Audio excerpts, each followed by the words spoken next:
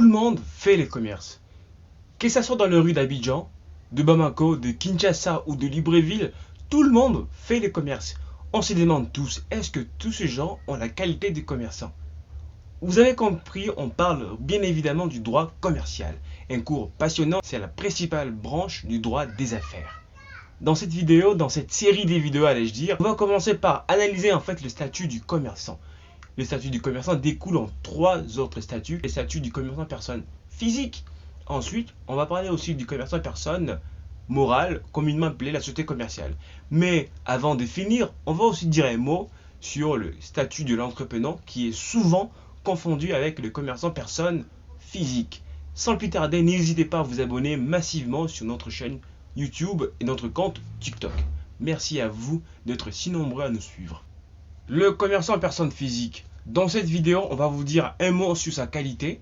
On saura qui est commerçant et qui ne l'est pas, quelles sont les conditions pour être commerçant.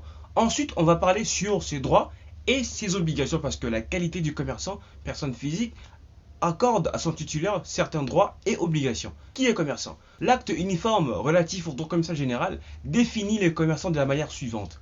Et commerçant, c'est lui qui fait de l'accomplissement deux actes de commerce par nature sa profession. Partant de cette définition, on peut comprendre que pour être considéré comme commerçant, vous devez accomplir les actes de commerce par nature. J'ai fait une vidéo spécialement pour vous pour définir ce que c'est que l'acte de commerce. Pour être commerçant, vous devez exercer l'activité commerciale à titre de profession, en tirer sa principale source de revenus. Et pour finir, et pour être considéré comme commerçant, vous devez exercer le commerce à titre personnel, c'est-à-dire faire le commerce à son propre compte. On va maintenant parler des conditions d'exercice régulière de la profession du commerçant.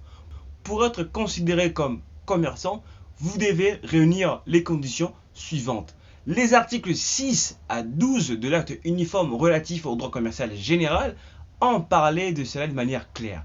Mais je vous fais maintenant l'économie de ces articles. Pour être considéré comme commerçant, vous ne devez pas être mineur, ni être interdit, ni être prodigue, ni être de jus, ni être frappé d'incompatibilité. Mais exceptionnellement, le mineur émancipé peut exercer le commerce et être considéré comme commerçant. Les personnes frappées d'incompatibilité sont toutes personnes qui exercent une profession qui interdit les cumuls de cette profession avec les activités commerciales, notamment le professionnel de santé, les médecins.